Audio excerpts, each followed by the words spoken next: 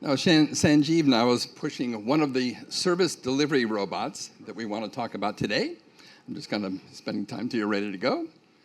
I think the good news for us is so far we've heard all about how we can promise customers things and how we can figure out what they would like and sell them and price it and all that stuff's good. Now what we're talking about is how do we actually deliver this thing, especially after we got a call from the CFO that said, you got to cut payroll by 10% next month. So how do you do all that kind of stuff? And that's where robotics comes into play. So with that, I apologize. Back to you. No worries. Thank you, Michael. That was a good segue into this session. And this is exciting because everything that the Jetsons dreamed up has actually come to life. I think they even dreamed up drones at the time. And we don't have a drone here, unfortunately. But speaking of Gen AI, I was on the Uber ride here. I just kind of put in this prompt in my ChatGPT 4.0. That's one of my favorite tools to use. And I just was curious as to how long the concept of robots has been around. And to my surprise, it's actually been around since the 3rd and 8th century in Chinese and Greek mythology. I would have never guessed that, but that's how long it's been around. Even though the term robot came to life in 1920, it's been around much before that. So just some little bit of trivia to get us going here. But we're joined here by an esteemed group of panelists. I'll let them introduce themselves because I wouldn't do them justice, but they come from different parts of the industry. Some come from the actual robotic manufacturer side, and then we've got Michael who represents both the operations as well as the solution side. So with that said, Michael, you want to go first? Thanks. My name is Michael French. I'm the CEO of a startup called RoomRunner, where we've reinvented room service for hotels. Talk about that later. I've been a hotelier, operator my whole life. I know this will be hard for you to believe, but I spent 25 years running hotels across the country, small ones from 150 rooms up to 1,600 rooms. And then for the past 25 years, total of 50 years, I've run casinos, integrated casino resorts in Vegas, US, Asia, Macau, and Philippines. So I'm an operator. I'm the guy that is the one, when the customer shows up, that has to deliver on all these promises that we just talked about. I was going to say good morning, but it might be good afternoon at this point. So anyway, good afternoon. I'm Peter Seiff. I'm the CEO of Aethon, and actually we are a manufacturer of robots. We've been manufacturing robots for quite a while. We do it right here, close by in Pittsburgh, Pennsylvania. But to Sanjeev's point, and maybe 2 milestones I can mention as part of my introduction and maybe some perspective on the topic.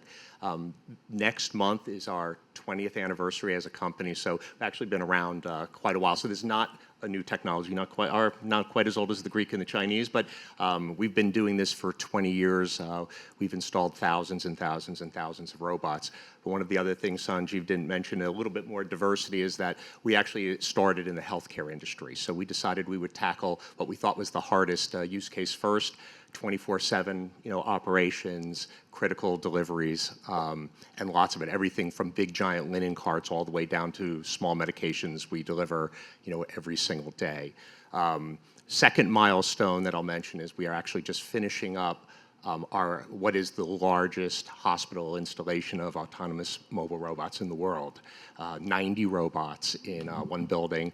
And I just want to give a quick virtual shout out to my team, or a lot of my team, who's in Atlanta right now, bracing for a hurricane, trying to get this done before the hospital opens on Monday. So.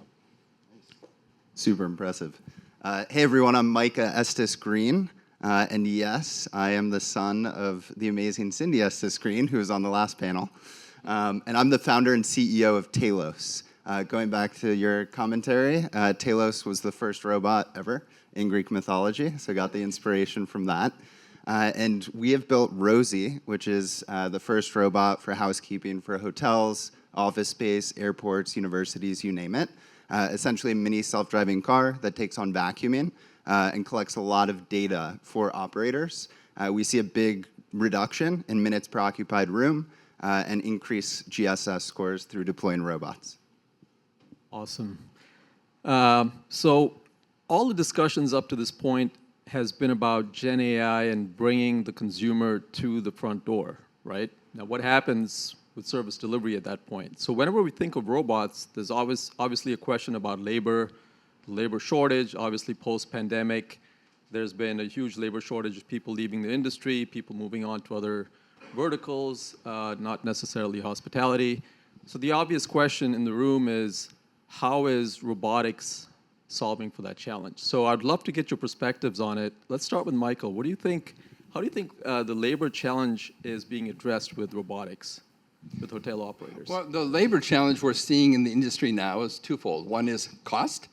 Minimum wages, not the minimum wage, but the amount you have to pay to get somebody to do a job has gone pretty high. Hotels have existed their whole life cycle based on cheap labor, minimum wage labor, unskilled labor. People that mop floors, people that sweep the floors, people that rub things, clean and make beds, things like this. And it's always been very inexpensive. That's not happening anymore.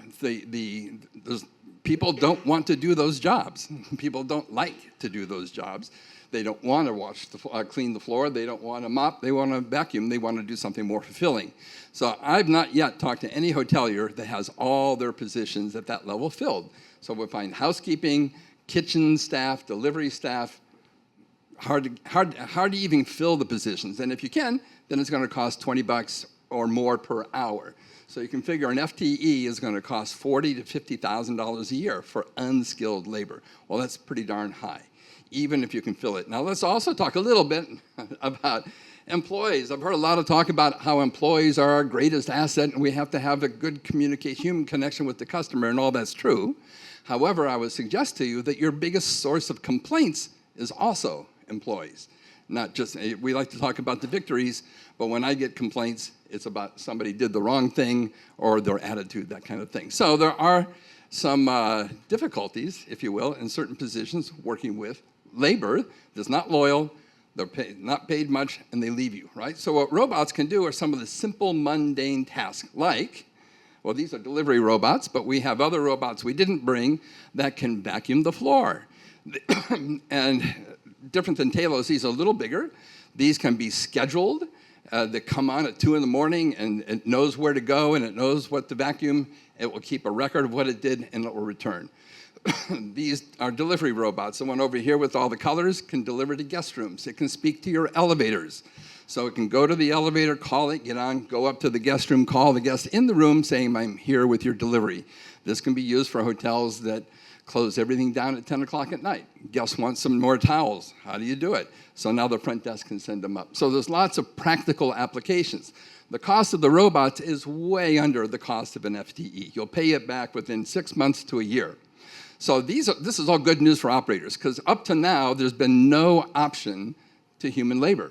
So either you use people or you stop doing the service. And I would suggest that hoteliers have been shifting a lot of their work onto the customer. I'm old enough to remember when, if I wanted to make a reservation, I called the hotel. Somebody else did it for me. Now I have to go out on the web and figure it out myself. I'm the customer. I'm doing the work. I remember a time if I want something to eat, it's 11 o'clock at night or any time of day, hey, nothing's open, you go find it. You come down and get it. You want towels? You come get it. So in order to cut payroll, you have to either stop doing a service or make the customer do it. So what robots can do is improve the customer experience by doing some of the main mundane tasks rather than you paying money for people to do it. And it gives the customer more value for their money. It saves you money on the operation. So I think I'll give one last quote, and I don't want to take up the whole half hour. The Conrad Hilton School of Hospitality Management has predicted by the end of this decade, 2030, more than 25% of all tasks performed in a hotel will be done by a robot. So it's coming, and it works today. This is not a future thing. These work today. And if you're not using these in your operation today, you're wasting payroll dollars or you're cutting the customer service. That's it. Wow, that was a lot. Speaking of complaining, how cool would it be to have a resource that doesn't complain, right? As a manager, that's awesome. I had this picture in mind where I saw this video of a robot stocking shelves, and it didn't complain. It just dropped dead after a while. So I'm envisioning sort of these robots just giving up and not complaining. But anyway, that's a different conversation. But would love to get your thoughts, Micah, and from your side as well. So to piggyback on what Michael was talking about, I'll put some stats to it. There's a few million open positions right now in the US alone. A lot of people are saying robots are going to steal all the jobs. People don't want to do these jobs anymore, and the data points to that. Another stat is the last time I checked, turnover rate within housekeeping is over 140%. What that means is you have 10 housekeepers on site, all 10 are going to leave within a year, and 4 of their replacements leave within that same year. So it is not just challenging, and when I talk to people, they say it's not just labor shortages, it's a labor crisis, right? So what are you going to do about it? Because you still need to deliver those services. So that's where we see robots stepping in, right? So for us specifically, there's reduction in hours, there could be a reduction in overtime. What we're also seeing that's really interesting and a big value prop is reallocation of labor. Now you can actually have that staff spend more time with the guests or spend more time doing higher touch or higher need areas within the property, and there's a domino effect that comes with that. Now you can have rooms available sooner, for example, for a guest to check in. You can have more rooms that you can sell that same day, or you can drive cleanliness in other ways. So it's super interesting to see that domino effect that you can now do in the operations that isn't even just directly associated with that task. That's a very interesting perspective, Micah. I really like the words high tech, high touch. I don't think you can take the high touch out of hospitality. So that's really, really interesting to have that perspective. And Peter, you want to give your perspective too? Absolutely, I agree. You know, high tech and high touch don't need to be mutually exclusive. In fact, they support each other. You know, giving the robot tasks to do gives your staff time to do the tasks that they're better at. There are some things that robots are really good at. There's some things that people are really good at. And by not using robots, you're just shortchanging your guests of what staffs can do well. And it doesn't always have to be just about labor savings. I mean, and in some ways it's not, because you can't get the labor anyway. And that's how we got into this business. We were in the healthcare business, and we got called into it. Hotels said, we can't get staff, particularly after COVID. And what we found is you can combine the efficiency that the robot can provide to actually drive revenue, right? So there's a lot of tasks that were abandoned because you don't have the labor to do it. Things like room service, you had mentioned room service. I've been in so many hotels that say they don't do room service anymore. But one thing we do know is that everybody in the hotel eats. So the way I look at it is you're just losing all of that business. You're giving it away. Now, I was fascinated. I admitted I'm not a hotel person, not initially. But I was fascinated by the revenue conversations and how all the pricing is done. To be honest, I didn't know. I think they should provide some help in the revenue or on the pricing models for what they sell inside the hotels. That would be fascinating too, because I think a lot of it's mispriced. And that's one of the things that we've helped our customers with as little expertise as we have in the area, is how to reshuffle their menus, how to bring back room service, at least in maybe for breakfast alone, what to stock in the pantries, you know, and things like that. And they're driving tons of new revenue because now it's delivered by the robot. And just one more comment on the high tech versus high touch. We always talk about it as though high touch is better. I'm not sure that that's the case with a lot of people that travel today. I think they prefer high tech. So, you know, sometimes I think in the hotel business, I'll say we, because I'm sitting here now, but we force high touch on people. And that's not what they want. They may want the option for that, but that's not always the preference. And we see that again and again in the comments we get when we use our robot for delivery in a hotel. There's an app, and they can always provide comments. And you know, the comments are just fabulous. I mean, people really love having the interactions with the robot. In fact, if we ever see negative comments in there, it's almost always because they expected the robot to deliver it, but some person delivered it instead. Can I please piggyback on that? Another thing that's changed, at least in my lifetime, are the customers. The customers are predominantly now and will be millennials. Gen X maybe, millennials. Boomers like me, we're done. We're not that important to the mix anymore. It's mostly millennials. Millennials prefer technology to human interaction. Every survey I've read says the same thing. They would rather deal with something on their iPhone than have to deal with the person. They don't want that, especially room service. Most surveys say they don't want a human to bring room service because they don't want a person in the room at 6:30 in the morning, or they want to have to deal with it, and they don't want to have to tip them. They don't want to get dressed. Yeah, that's right. We're clean there. But anyway, you all understand. So, but the big thing is the customers changed, and that's really important to keep in mind. They prefer the high tech, quite honestly. Thanks. That is so true. I mean, Gen Z, I mean, they're changing the whole workplace as we know it, right? Work ethics are different, priorities are different. We're seeing that all over the place. But anyway, let's go back to robots for a second and talk about price and ROI, because I think it's important to address that up front. We're talking 5 to 6 figures here, depending on how many of these you're getting, right? So when you're talking to operators and they're bringing up the ROI equation, is there like a use case that really works well to get their feet wet? And what does that ROI equation look like? Is there a use case that works better than others? Can we talk about use cases in ROI for a second here? Let's start with Micah here. Yeah, 100%. And some robots are 4 figures, just throwing that out there. But in terms of ROI, something that we've heard a lot in the industry is looking at robotics as OpEx instead of CapEx. How can you get that ROI immediately versus needing to invest, potentially tens of thousands of dollars and recouping that over time?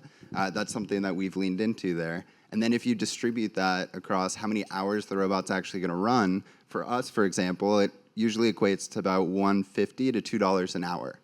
When you start to compare that against certain wages, you're talking about not just minimum wage, but the wages to actually hire, recruit, and retain people. You're comparing that against usually $30 an hour baked, with certain other costs, and sometimes even higher than that with the benefit. So that's how we think about it. And a lot of operators like to see 2x, 3x ROI. When you have that model, it makes it pretty easy to get there. Let's talk about this one. The MSRP on this one is $18,000. Then there's a little bit of cost for maintenance and so forth. The expected lifetime for this is 3 to 5 years. We say 3 to 5 years because they haven't run out yet, but by then you'll want new technology. So 3 to 5 years, $18,000 spread over that's pretty low. You hire an FTE at $30 an hour, now you're in $50,000 a year. So over 3 years' time, you're spending $150,000, or you could have spent $18,000. So you don't have to be a CFO to figure that one out. So those are the easiest rule of thumb for ROI is one robot should replace at a minimum 1 FTE. We have others we didn't bring, floor cleaning robots that are pricier. They're in the mid-30s to the mid-$40,000 range. Those last 5 years. So figure out the savings there. You save 1 FTE would cost you $40,000 in a year to hire somebody if they stayed with you the whole year, 5 days a week, by the way. These work 7 days a week. The ROI is incredible. And these now we're talking about doing some mundane task like vacuuming and scrubbing that the customer doesn't care. Customers don't stop the housekeeper in the middle of the lobby and have a relationship with them. So you automate the mundane. And the payback is quite fast.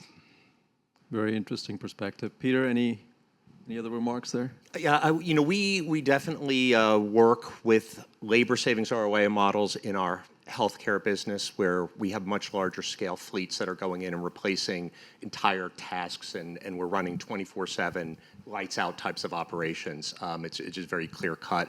On the hotel side, as I alluded to earlier, I think we make it really easy. We want to engage with customers based on a revenue share model. So there's actually no cost if you want to look at it that way. So we will come into the hotel, and I'll apologize, I interchange hospital and hotel all the time, but I mean hotel here. And we'll work with you and figure out if there's a certain level of commitment to menu items, pantry items, et cetera. And I'll tell you that typically, there's a good business for both of us if we can make 8 to 10 deliveries a day, which is actually pretty low. And in most cases, we're arguing to lower the price of the items. And to add to this, I think we're talking about the base, in terms of ROI and the value there. There's other factors, right? Yep. Robots don't quit. At least I think all of ours don't. And think about the turnover costs associated with recruiting, with training, with these other things. So it's pretty easy to pinpoint that ROI directly, but then again, there's that domino of what else are you now able to save and kind of retain to create a sustainable operation. He used the word, I was just thinking, of sustainability. Everything I read about hotel marketing these days is sustainability is an important factor for a guest to make a decision where to stay.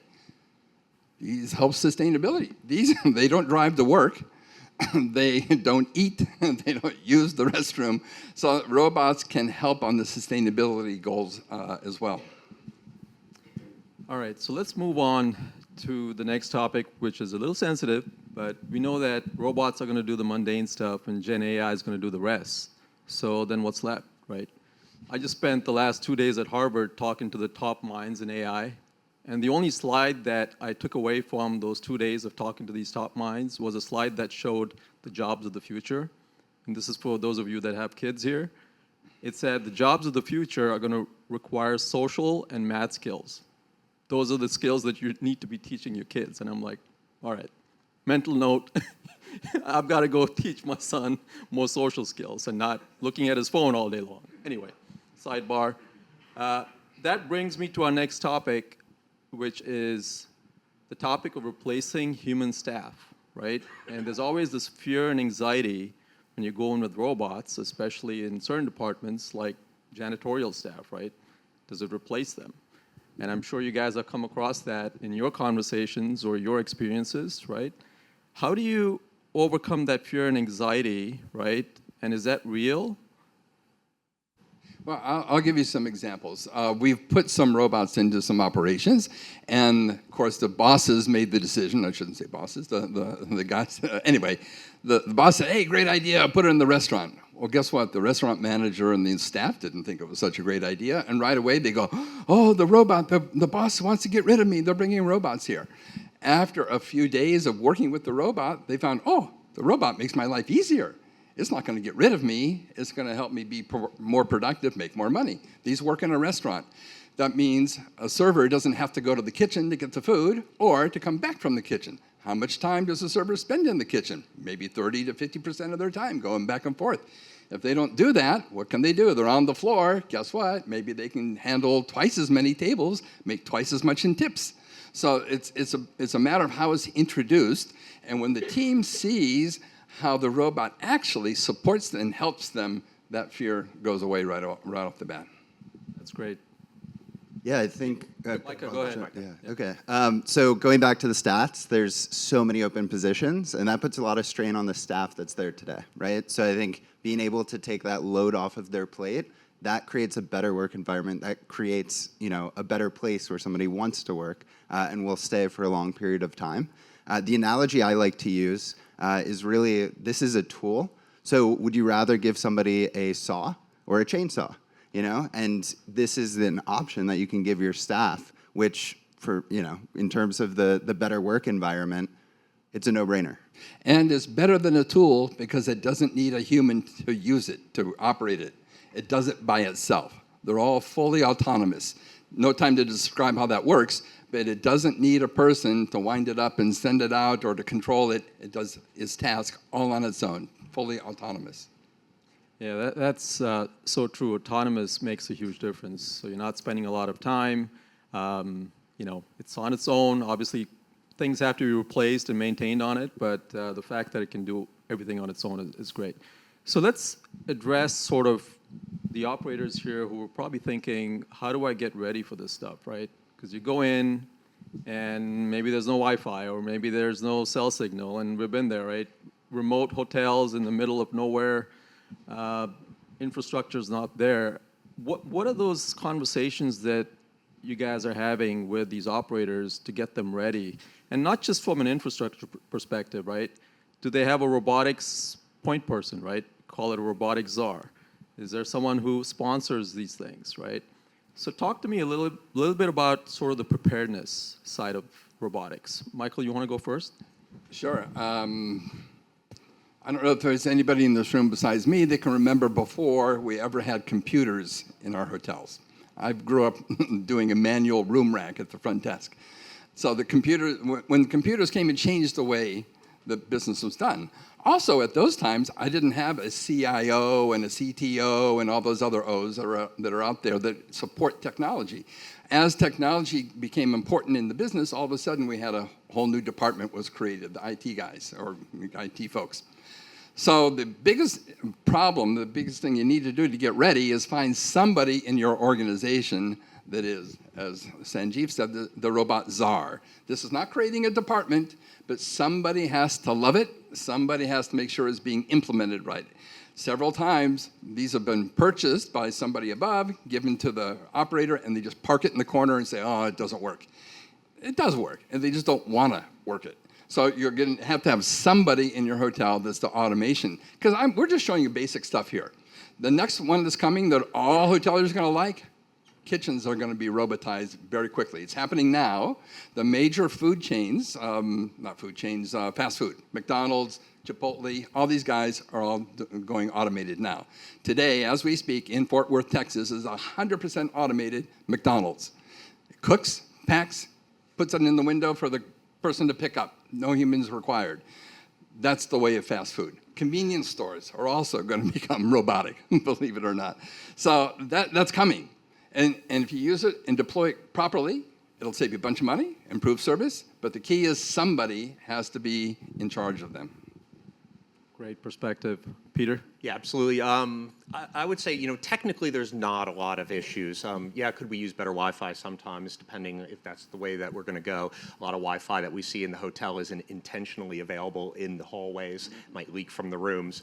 Sometimes that's enough, sometimes it's not. But there are other communication methods if that's not available. I would say, at least with the model that we've gone to hotels with, I'd say the challenge is, first, does it work? And we know it works. We've got lots of data. You were talking about statistics. Even in the biggest hotels, we've got sub 6 minute delivery times to the room. That's pretty good. I don't know that any person is getting there any faster. Maybe if they run, but usually the amount of time that it takes to deliver a room isn't the movement time, it's the time it takes for them to get started, right, to go to the room. The next thing that people tend to worry about, well, guests like it, right? And we already have tons of data. The guests not only like it, they seem to prefer it. Then the next thing is where we get into the challenges. You have to offer something that people want delivered to the rooms. And that's where the hotels come in, right? Are you stocking your pantries with things that people want delivered? Do you have towels available or other types of amenities? Do you have a room service option? Do you work with Uber Eats and DoorDash and provide deliveries? And all of these things that are things that we can turn into revenue items for the hotel, but you have to offer them. And then you have to make sure that the guests are aware that they're offered. And that's probably the biggest challenge we have, partially because of turnover at the front desk and other things, is everybody aware of how they should promote these things and let everybody know that they're available, otherwise the guests don't know to use it.